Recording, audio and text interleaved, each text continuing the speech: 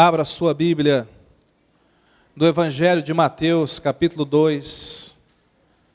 Evangelho de Mateus, capítulo 2. Vamos ler a partir do verso 1. Mateus, capítulo 2, a partir do verso 1, está escrito: tendo Jesus nascido em Belém, da Judéia, em dias do rei Herodes, eis que vieram uns magos do Oriente a Jerusalém, e perguntavam: onde está o recém-nascido rei dos judeus? Porque vimos a sua estrela no Oriente, e viemos para adorá-lo. Tendo ouvido isto, alarmou-se o rei Herodes, e com ele toda Jerusalém. Então, convocando todos os principais sacerdotes e escribas do povo, indagava deles onde o Cristo deveria nascer. Em Belém da Judéia, responderam eles, porque assim está escrito por intermédio do profeta: e tu, Belém, terra de Judá, não és de modo algum a menor entre as principais de Judá, porque de ti sairá o guia que há de apacentar o meu povo Israel. Com isto Herodes, tendo chamado secretamente os magos, inquiriu deles com precisão quanto ao tempo em que a estrela aparecera. E enviando-os a Belém, disse-lhes: ide, informai-vos cuidadosamente a respeito do menino, e quando o tiverdes encontrado, avisai-me, para eu também ir adorá-lo.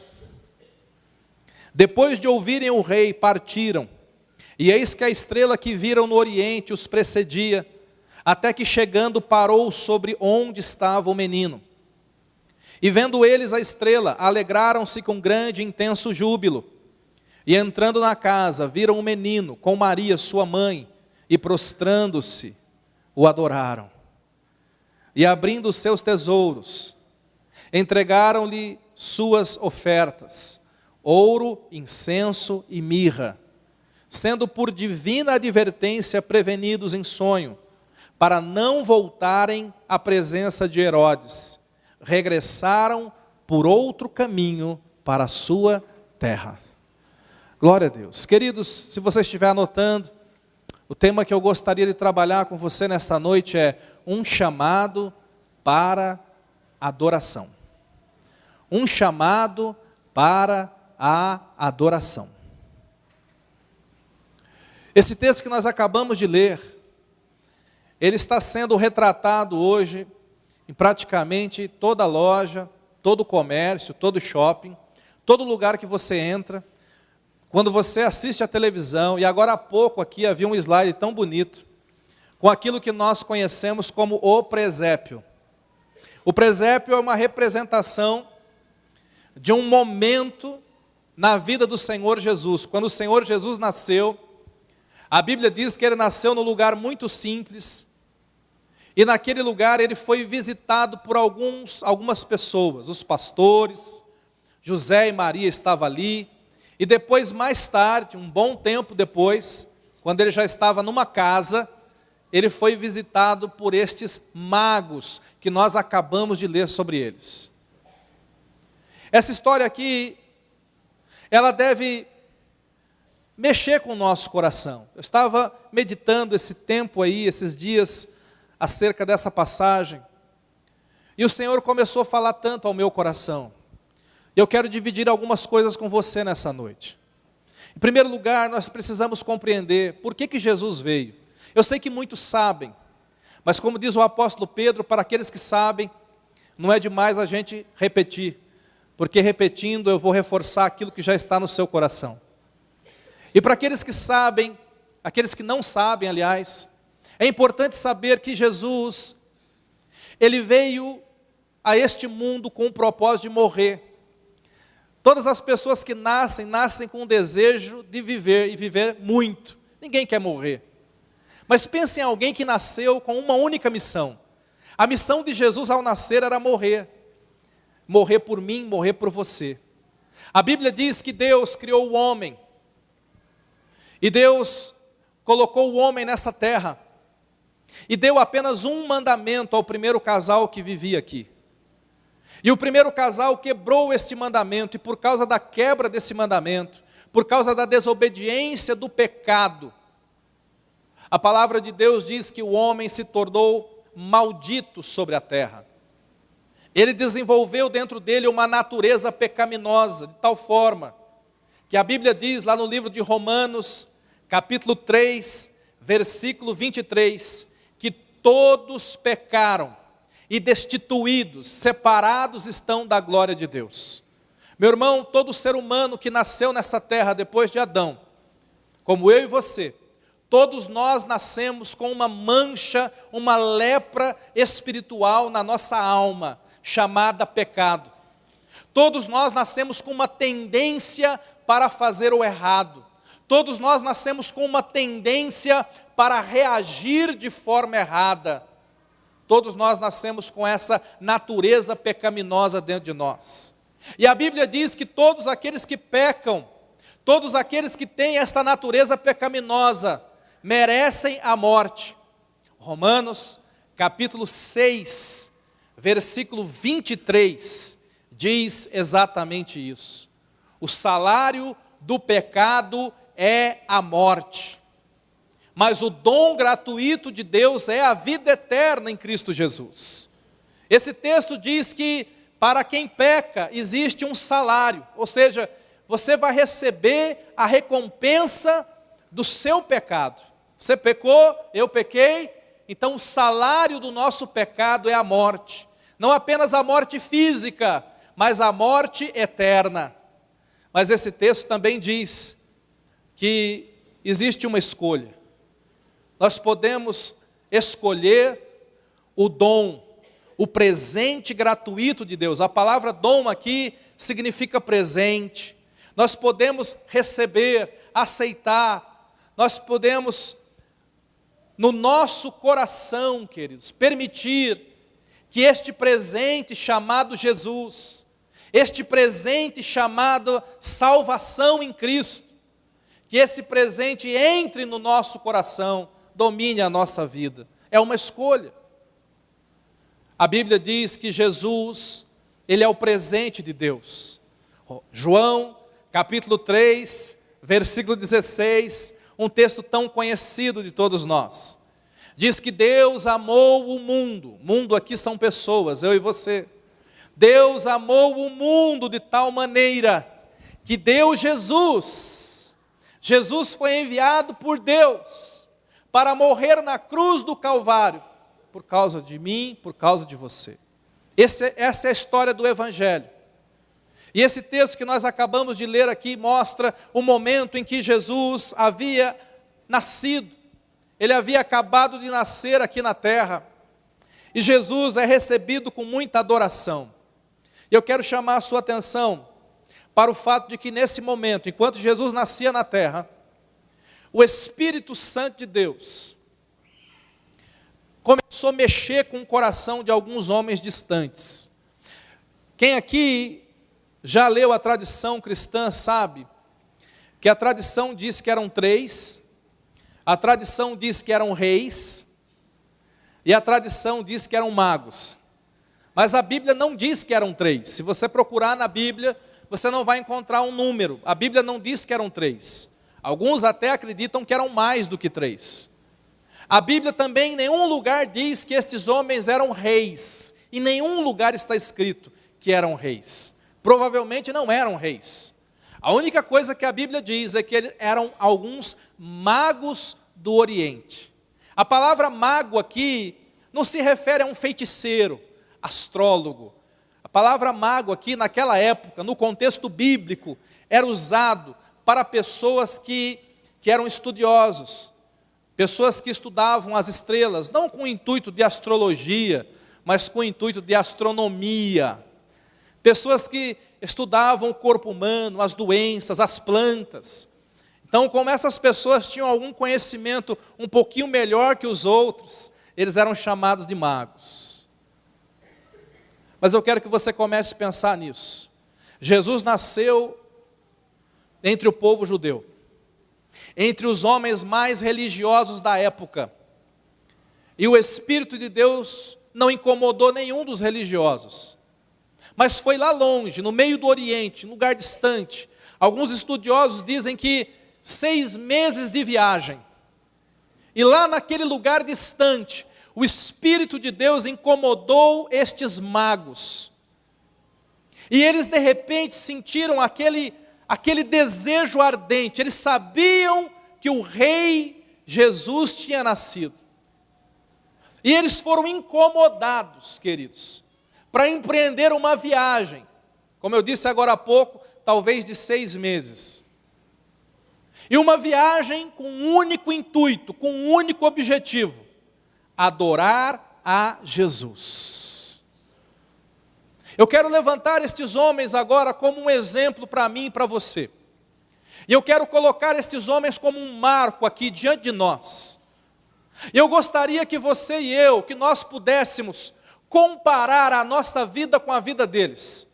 Comparar a nossa devoção, a nossa adoração com a adoração deles. Comparar as nossas atitudes com a atitude deles. Porque muitos de nós nos julgamos crentes. Muitos de nós nos levantamos e estufamos o peito e dizemos: eu amo Jesus, eu adoro Jesus. Será que adoramos mesmo? Será que adoramos mesmo? Estes homens, eles tinham um senso de dever. Eles tinham dentro deles, de fato, é inegável isso, uma sensibilidade espiritual. Um desejo ardente de adorar a Deus, de adorar a Jesus. Eu não sei se você sabe, mas Deus nos criou, a Bíblia diz, para sermos adoradores. Todos nós. Existem pessoas que pensam que os levitas são criados para adorar a Deus. Então, na igreja funciona assim. Eu vou no culto, eu até canto, eu até acompanho, mas existem aquelas pessoas que Deus levantou para adorar. Então eu terceirizo a minha adoração. Se eu não tiver adorado muito bem hoje à noite, não tem problema, o grupo de louvor adorou. E não é isso que diz a palavra de Deus. A palavra de Deus diz que todo crente é chamado para adorá-lo. Todo nascido de novo é um candidato a ser um adorador do Senhor Jesus Cristo. De tal maneira que se você nasceu de novo, você é chamado para adorá-lo. O grupo de louvor está aqui para nos ajudar. O grupo de louvor está aqui para nos guiar. O grupo de louvor está aqui para nos inspirar na nossa adoração. Mas a igreja como um todo, cada um nascido de novo, é chamado para ser um adorador. Mais do que isso, amados, o propósito da nossa vida é adorar a Deus. Você sabe, nós podemos entrar na igreja, sermos batizados nas águas, provar da Santa Ceia, decorar os versículos e pregar bastante, e ainda assim não cumprir o propósito de Deus na nossa vida, porque o propósito de Deus na nossa vida é adorar ao Senhor. Efésios capítulo 1, abra lá a sua Bíblia, por favor, deixa marcadinho aí, abre a sua Bíblia em Efésios capítulo 1, versículo 11. Efésios 1, 11. Olha o que diz a palavra de Deus. Vamos ler o 11 e o 12. Diz assim: em Cristo, nele, em Cristo, eu digo, no qual também fomos feitos herança, havendo sido predestinados, conforme o propósito daquele que faz todas as coisas, segundo o conselho da sua vontade. Versículo 12. Com o fim de sermos para o louvor da sua glória. Nós, os que antes havíamos esperado em Cristo. Sabe o que esse texto está dizendo? Grife ele aí. Esse texto revela o propósito com o qual você e eu fomos criados. Esse texto mostra a razão por que Deus nos criou. Deus nos criou para que nós fôssemos feitos para louvor da sua glória. Você foi criado para isso, para louvar e adorar a Deus. Nós fomos criados para dar glórias a Deus, de tal maneira que eu, enquanto pai, eu preciso dar glória a Deus com a minha paternidade. Eu, enquanto filho, preciso dar glória a Deus com a minha postura de filho. Eu, como crente, a minha vida de crente tem que glorificar o nome do Senhor. no meu trabalho, no meu negócio, como empregado ou patrão, eu tenho que glorificar a Deus com a minha postura, com as minhas atitudes. Onde eu estiver, onde eu entro, onde eu saio, a minha vida é para glorificar a Deus. Talvez você tenha entrado nesse lugar pensando que o propósito da sua vida é ser professor, enfermeiro, é ser advogado, é ser qualquer outra coisa, é ser pastor, mas eu estou dizendo para você o seguinte: todas essas coisas são importantes, mas se estas coisas não te levarem a glorificar a Deus, não serve, meu irmão. Todos nós fomos chamados, criados com esse propósito. Alguns percebem isso, outros não. Esse texto começa, Mateus capítulo 2, começa mostrando que Jesus nasceu no meio de uma geração que não tinha sensibilidade espiritual. O rei nasceu e ninguém percebeu. O rei nasceu e ninguém soube. O rei nasceu e ninguém foi adorar. Foi preciso o Espírito Santo buscar homens distantes, porém sensíveis, que tinham consciência desse chamado. Você tem consciência desse chamado? Nós podemos nessa noite ser como os habitantes de Jerusalém, estarmos no meio de uma festa sem saber porquê. Ou nós podemos ser como esses homens, com um desejo ardente no coração de adorar o Rei Jesus. Quem nós somos? Será que nós estamos dormindo na indiferença? Eu disse agora há pouco que final de ano é uma época que muito crente entra em módulo de férias. Isso não é bom, isso não é saudável, isso não é bíblico. Agora é que nós deveríamos adorar mais e sermos mais intensos em Deus. É claro que nós entendemos tantas situações, mas você tem que pensar nisso. Eu não estou falando de simplesmente frequentar cultos.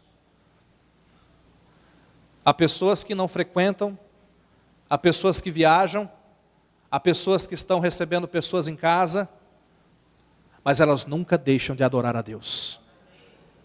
Adorar a Deus não é uma coisa que a gente faz de domingo. Adorar a Deus é uma coisa que a gente faz de domingo a domingo. É todos os dias, é o tempo todo. É um chamado integral, é um chamado 24 horas.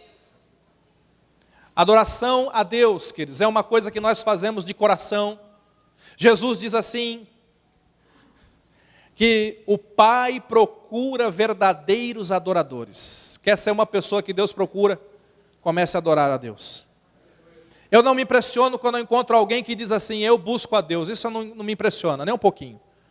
Porque tem milhões de pessoas dizendo que estão buscando a Deus. Agora você quer ver alguma coisa que me impressiona? É quando Deus lá dos céus diz assim, eu estou buscando Ele. Isso me impressiona. Quando Deus está buscando alguém, sabe quem Deus busca? Deus busca verdadeiros adoradores. Deixa eu te perguntar, será que Deus tem buscado você, meu filho? Será que Deus tem te encontrado nesses dias?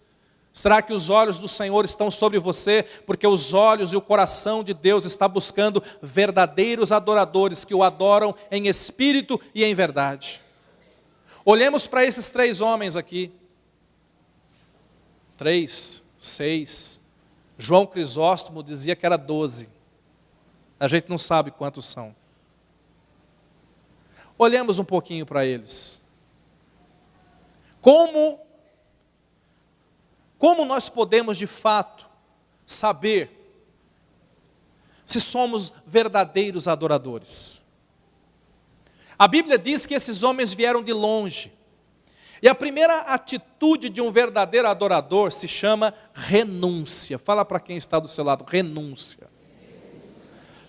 Você já imaginou o que é você fazer uma viagem tão longa para adorar alguém? Eles tiveram que renunciar à sua agenda de tempo, às suas atividades. Eles tiveram que deixar a sua família, a sua casa, a sua comodidade. Eles tiveram que fazer uma viagem naquela época, queridos, não havia voo de primeira classe, viu? Não havia nada disso. Normalmente, talvez a representação do presépio esteja correta, nós não sabemos se eles viajaram a pé ou a cavalo. Você já imaginou 6 meses em cima de um camelo? Que delícia! Vida de adorador não é fácil, mas vale a pena. Escute isso, vida de adorador não é fácil, mas vale a pena. Há um preço que se paga para adorar o Senhor. Mas quem adora com o coração paga esse preço tranquilo. Porque o nosso prazer está em Deus. Qual foi a última coisa que nós renunciamos por causa do Senhor Jesus? Existem pessoas que para adorar a Jesus, para ser um adorador, eles têm que renunciar a relacionamentos. Existem pessoas que têm que enfrentar a oposição da família. Eu já conheci pessoas que depois que tomou uma decisão por Jesus, perdeu o emprego. Foi perseguido dentro da empresa.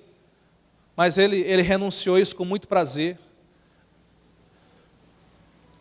Qual foi a última coisa que você renunciou por amor a Jesus?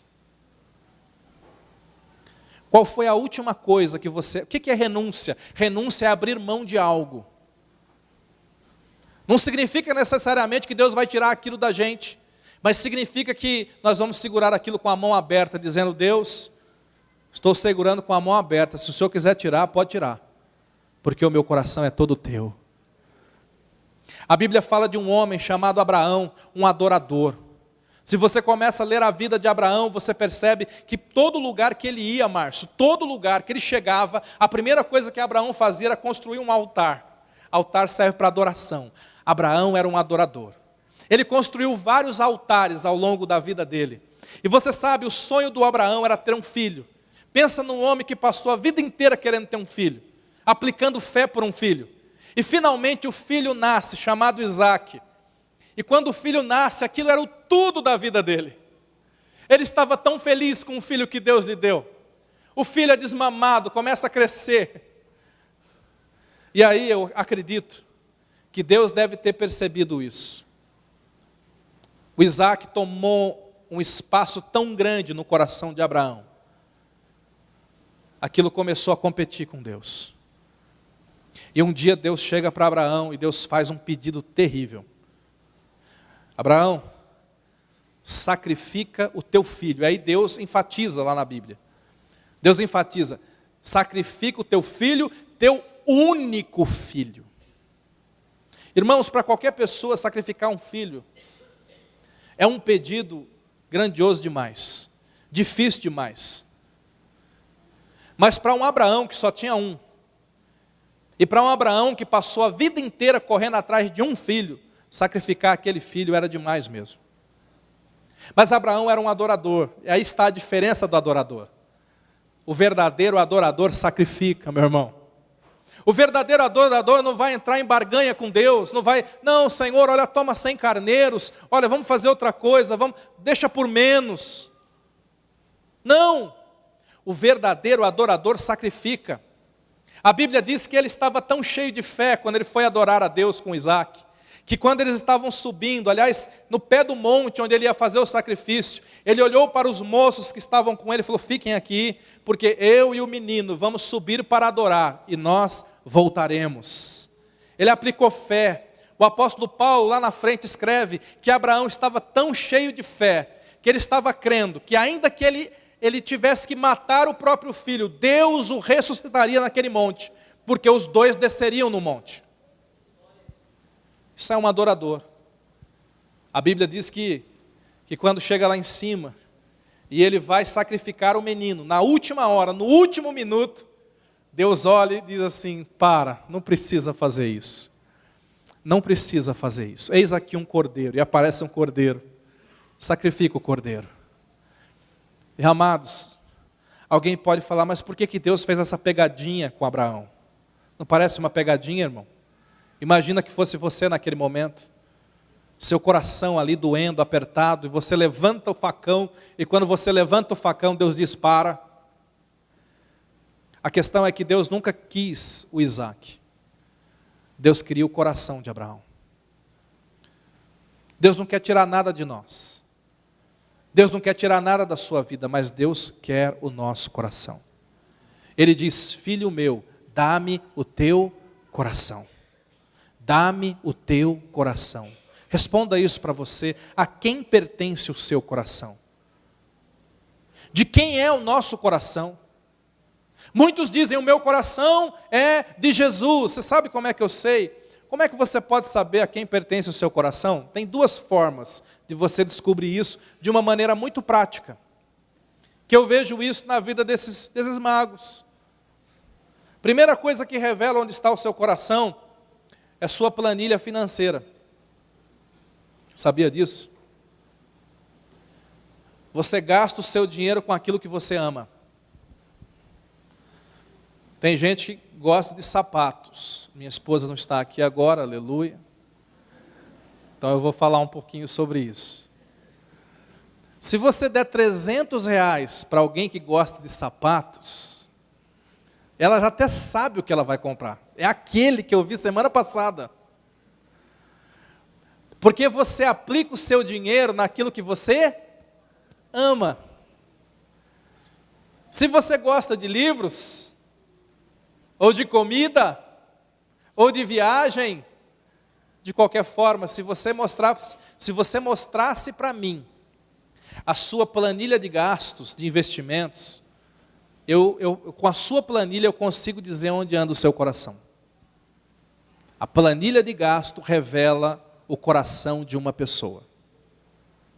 Ah, eu tenho dado um presente para... Então, você gosta daquela pessoa. Onde anda o seu coração? Quer ver outra coisa que revela onde está o nosso coração? A sua planilha de tempo, a sua agenda de tempo. Nós tiramos tempo com aquilo que nós amamos. Dê tempo para uma pessoa e veja onde ela vai investir o tempo dela. Tem gente que ama Facebook. Tem gente que ama televisão. Tem gente que ama videogame. Tem gente que ama esportes. Tem gente que ama tantas coisas. Não que elas sejam boas ou más. A questão é, quanto do meu tempo eu estou aplicando naquilo? Porque quem ama a Deus vai encontrar tempo para o Senhor. Tem pessoas que não encontram tempo para ler a Bíblia, mas encontram tanto tempo para ficar nas redes sociais. Sabe por quê? E perdoe a franqueza. Você ama mais as redes sociais do que Jesus. Me perdoe a franqueza. A tua agenda de tempo está gritando, está dizendo para você, olha aqui estão os teus valores e as tuas prioridades. Quando eu olho para esses homens, eu vejo pessoas que mexeram na agenda de tempo e disseram, 6 meses vai ser pouco, vamos adorar o Rei. Vejo pessoas que gastaram mais na viagem do que nos presentes que deram. Eles chegaram lá e deram 3 presentes. É por causa dos presentes que alguns acham que são 3. Mas os presentes de fato eram 3. Agora, eu imagino que esses homens, eles gastaram mais para viajar. A ida e a volta foi mais caro do que os presentes que eles deram ali. Meu irmão, quanto está te custando adorar a Jesus? Em tempo, em dinheiro, quanto está te custando adorar a Jesus? Será que nós somos de fato verdadeiros adoradores? Renúncia é uma marca de verdadeiros adoradores. Diga renúncia. Isso é algo tão lindo. Outra marca é que o verdadeiro adorador, ele adora pela fé. A fé é outra marca do verdadeiro adorador. Quando eu olho para esse texto, eu vejo homens, imagine isso. Esses magos chegam numa casa para adorar o rei, e o que eles encontram é um menino no colo de Maria. Você sabe quantos milagres Jesus já tinha feito? Nenhum. Você sabe quantas pregações Jesus já tinha falado? Nenhuma. Jesus é um simples menino, no colo de uma simples mulher, dentro de uma casa muito simples. Mas aqueles homens que vieram de longe reconhecem nele o Filho de Deus. E eles começam a adorar a Jesus. Isso é fé, meu irmão. Isso é fé. Jesus não tinha feito nada, mas eles sabiam que ele ia fazer. Jesus não tinha morrido ainda, mas você vai ver comigo, eles sabiam que ele ia morrer. E eles começam a adorar Jesus naquele lugar, por quê? Porque eles estavam cheios de fé. A Bíblia diz que sem fé é impossível agradar a Deus. A nossa adoração precisa ser uma adoração em fé.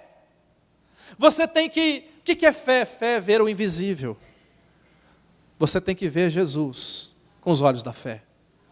Sabe por que muitos não adoram? Porque não conseguem crer. Muitos não adoram porque são incrédulos. Muitos não adoram porque não conseguem enxergar Jesus. Muitos não adoram porque não conseguem ver além das circunstâncias. Muitos não adoram porque dizem assim, bom, ele não fez nenhum milagre ainda na minha vida. Eu vou esperar ele fazer um milagre para depois adorá-lo. Eu amo esses magos, sabe por quê? Eles não esperaram milagre nenhum, eles já saíram logo adorando. Eu amo esses magos porque a adoração deles era desprendida. Era uma adoração generosa, não era uma adoração egoísta, não era uma adoração de troca. Você sabe, eles não foram lá buscar a chave de um carro novo. Eles não foram lá buscar a promoção de um emprego, nem uma casa nova. Eles foram lá simplesmente adorar o Rei Jesus.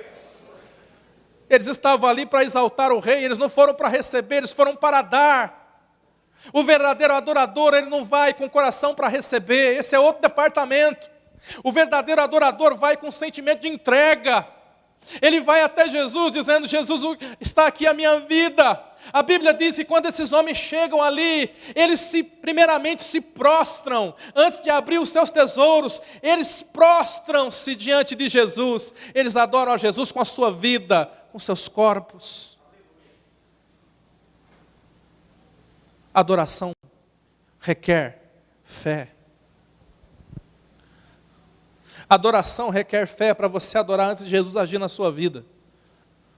Quantas pessoas exaltam a Miriam, aquela adoradora, que adorou Jesus depois que o mar se abriu e fechou. Na verdade, nós temos um entendimento diferente. Porque, meu irmão, adorar a Deus depois que o mar se abre e se fecha é fácil. Difícil é adorar antes do mar abrir. A Bíblia diz que o povo de Israel estava ali diante do mar vermelho e vinha um exército do faraó atrás. E aí todo o povo estava naquele rebuliço, aquela coisa, vamos morrer aqui. E quando você olha para Miriam, ela está caladinha, caladinha. Aí Moisés vai orar e fala, Deus, o que é que eu faço? E Deus diz assim, pega o cajado, entra no mar, diga ao povo que marche. E quando Moisés obedece, a Bíblia diz que o mar se abre, um feito poderoso, mas Miriam fica caladinha. Aí, porque vai que fecha. Aí o povo começa a atravessar o mar, em terra seca, pé seco, e eles vão passando ali. Agora você imagina o que é, André? O que seria um louvor cantado no meio de duas paredes de água? Mas você sabe o que a Bíblia diz? Miriam continua calada. Vai que esse negócio fecha aqui no meio. Então eles atravessam todos para o outro lado. Quando o último israelita termina de atravessar o mar, Miriam continua calada. Por quê? Porque o exército inimigo está vindo. Vai que continue aberto. Vamos esperar. Vamos esperar. Aí a Bíblia diz que o mar fecha e o exército inimigo todo é morto. E Miriam continua calada, vai que ressuscita. Aí a Bíblia diz que Moisés toma a iniciativa e canta um cântico ao Senhor. E depois que Moisés canta o cântico, Miriam pega o pandeiro e diz, vamos adorar a Deus. Escute, glória a Deus, ela louvou a Deus com gratidão. Mas hoje Deus está procurando adoradores que adoram a Deus antes do mar se abrir. E o mar vai se abrir na sua vida quando você começar a adorá-lo. Tem gente esperando o mar abrir para adorar, e Deus está lá, meu filho, quando você começar a adorar, o mar abre. Existe livramento na vida de um adorador. A Bíblia diz que esses magos, por serem adoradores, eles quase foram ludibriados pelo rei Herodes. Vocês viram aqui comigo, o rei Herodes chama eles de lado, secretamente, e diz assim, olha, vão lá, descubram onde é, depois me contem, que eu vou lá adorar junto com vocês. Vocês sabem, o rei Herodes era um homem muito grande, muito poderoso, mas muito mau, muito perverso. Um homem perverso, um assassino, um déspota, um tirano. E embora as palavras dele ali com os magos fossem palavras doces, eram palavras de engano, de engodo. Escute, sempre haverá Herodes na vida e no caminho dos verdadeiros adoradores. Quem são os Herodes? São enganadores, trapaceiros, traidores, mentirosos, dissimulados. Sempre haverá esse tipo de gente. Mas sabe o que é bonito nessa história? É que Deus livrou os adoradores do Herodes. Deus vai te livrar também. Deus vai te livrar de todo mundo que vier te perseguir, falar mal, te enganar. Deus vai te livrar do engodo. Na adoração existe revelação. A Bíblia diz que eles adoraram Jesus e foram divinamente avisados por sonho. Não voltem por aquele caminho do Herodes, vão por aqui. Deus protegeu aqueles homens. Deus vai proteger você também, quando você adorá-lo, quando o teu coração for inteiramente dele, o Senhor vai guardar o seu caminho, o Senhor vai te dar livramento, o Senhor vai quebrar as tuas cadeias, quando você adorar a Ele de verdade, em espírito e em verdade. A Bíblia mostra um texto tão lindo, uma passagem tão linda da Bíblia. Paulo e Silas foram presos por pregar o Evangelho, foram chicoteados, açoitados, e depois foram lançados no cárcere. As costas daqueles dois estavam em carne viva, sangrando, tanto apanhar. E ali presos no cárcere, naquele momento de dor e de aflição, eles começaram ali, meia-noite, por volta da meia-noite, diz a palavra, começaram a adorar a Deus. Meu irmão, o que sai da nossa boca quando estamos em crise? O que sai da nossa boca quando somos açoitados? O que sai da nossa boca quando nos sentimos presos? O que sai da nossa boca quando somos oprimidos? Isso diz se eu sou um adorador ou não. Porque adorar a Deus em tempos bons é fácil. Mas adorar a Deus no meio da cadeia, depois de apanhar, adorar a Deus no meio do soluço, do choro, da dor, não é moleza. A Bíblia diz que eles não adoravam timidamente, não adoravam baixinho, não. A Bíblia diz que eles adoravam a Deus tão alto, mas eles cantavam tão alto, mas tão alto, que nenhum dos presos daquela cadeia conseguiam dormir. Eu fico imaginando os presos xingando aqueles dois. Cala a boca, seus crentes fanáticos. Tem que apanhar mais, não é possível. Deixa a gente dormir, pelo amor de Deus. O que é que as pessoas ao nosso redor ouvem da nossa boca quando passamos por aflições? As pessoas ao redor de Paulo e Silas ouviam louvores e cânticos de adoração a Deus. E a Bíblia diz, lá no Antigo Testamento, que Deus se torna terrível quando está em meio a louvores. Pensa numa coisa que inflama o coração de Deus. Naquela noite, Paulo e Silas inflamaram Deus. E Deus se levantou. E a Bíblia diz que houve um terremoto, e as cadeias se abriram. E as correntes caíram das mãos, dos braços de Paulo e Silas. E todas as portas foram escancaradas. Quer ser livre? Comece a adorar a Deus. Comece um terremoto espiritual na sua vida. Comece a adorar a Deus e as cadeias vão começar a cair. Comece a adorar a Deus e a unção virá. Comece a adorar a Deus e a voz de Deus se fará ouvida no seu coração. Comece a adorar a Deus e Deus vai te levar para o outro caminho. Vai te livrar da mão do Herodes. Comece a adorar a Deus. Seja um adorador. Seja um adorador. A Bíblia diz que esses homens, esses magos, eles também adoraram de forma verdadeira. Eles sabiam a quem adorar. A Bíblia diz que isso é um mistério bíblico. Eles foram até Jesus seguindo uma estrela, irmãos. Nós costumamos usar esse texto para dizer o seguinte. Fala para quem está do seu lado. Seja uma estrela para alguém. Ah, eu quero ser uma estrela para alguém.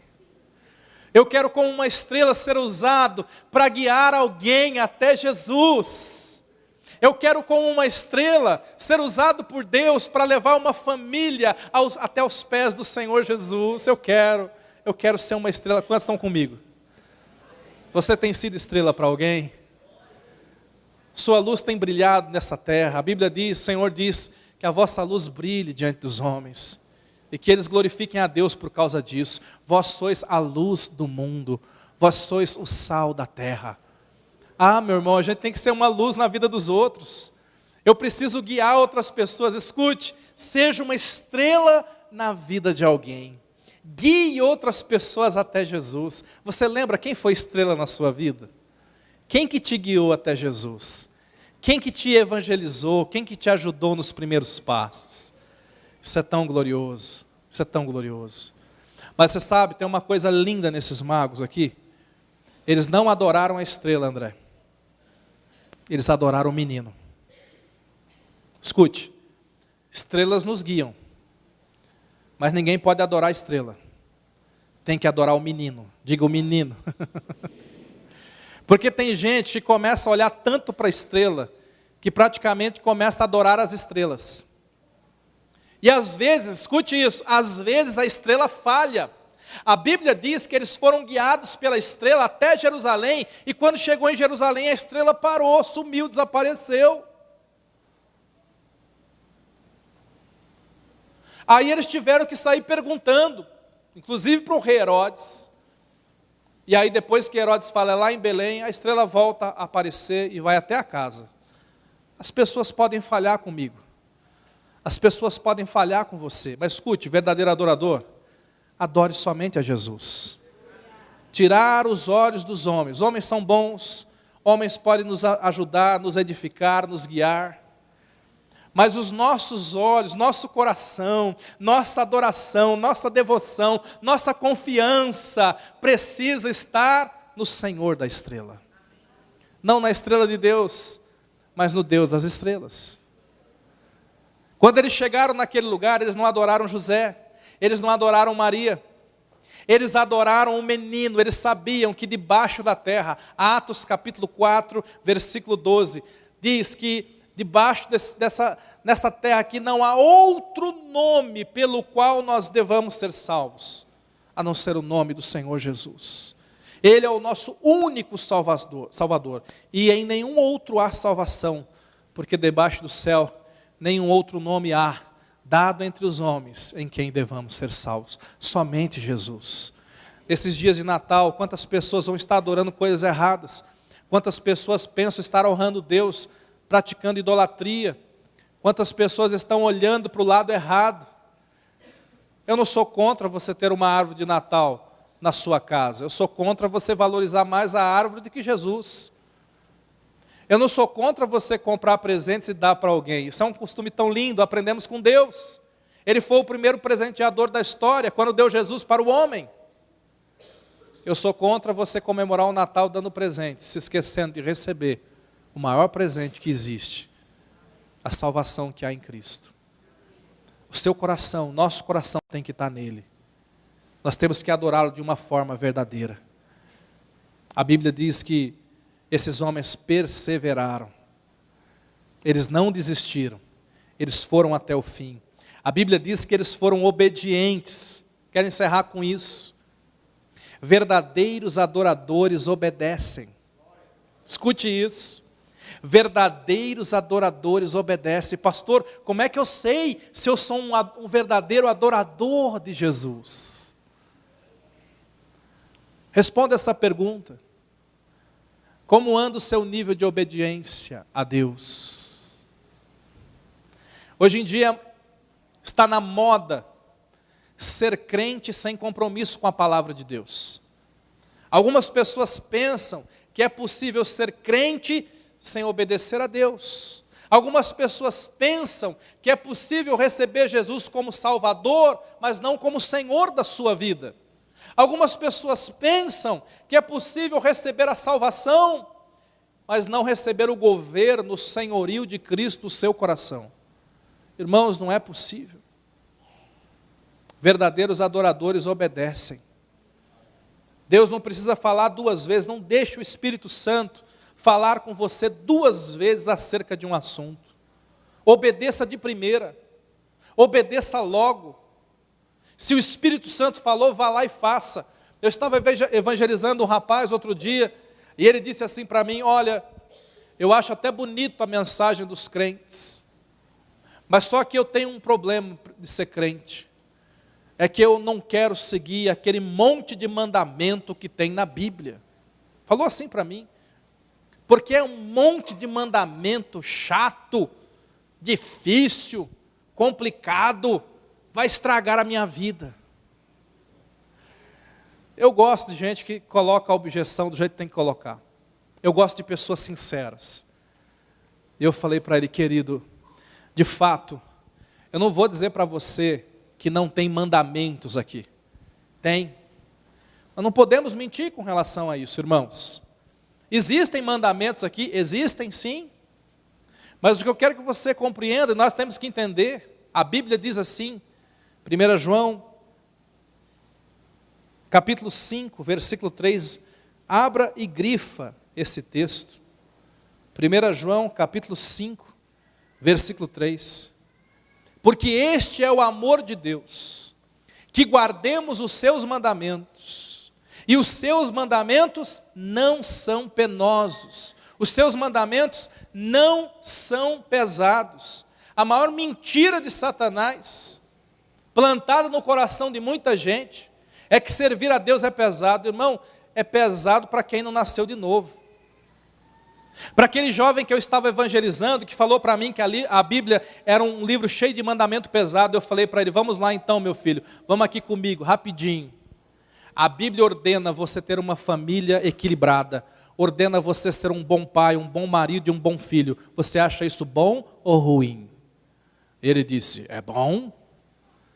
A Bíblia ordena você cuidar muito bem da sua saúde, seu corpo é templo do Espírito Santo, você não deve ingerir nada que vá te fazer mal, que vai encurtar a sua vida, porque Deus quer que você viva muito e Deus quer que você viva bem. Isso é bom ou ruim? Isso é bom. A Bíblia diz que você deve evitar todo o caminho mau, você deve evitar maus conselhos e más companhias, e se você caminhar num caminho do bem, num caminho bom, você vai caminhar protegido nessa terra, você não vai se meter em encrenca. Isso é bom ou isso é ruim? Isso é bom. Então os mandamentos do Senhor não são pesados. São pesados para quem não os entende, são pesados para quem de fato não o adora como Deus. Mas eu e você, irmãos, nós temos que ter esse entendimento. Não deixe o Espírito Santo pedir para você fazer 2 vezes a mesma coisa. Obedeça logo. Os seus mandamentos são bons. Amém, queridos? A Bíblia diz que esses homens chegaram lá e abriram o seu tesouro.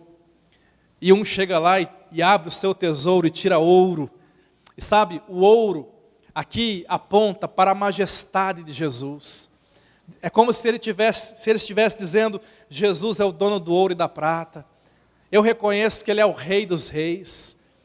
Amados, que coração que esses homens tinham. Todo adorador é generoso. Todo adorador é generoso. Pessoas tacanhas não conseguem adorar.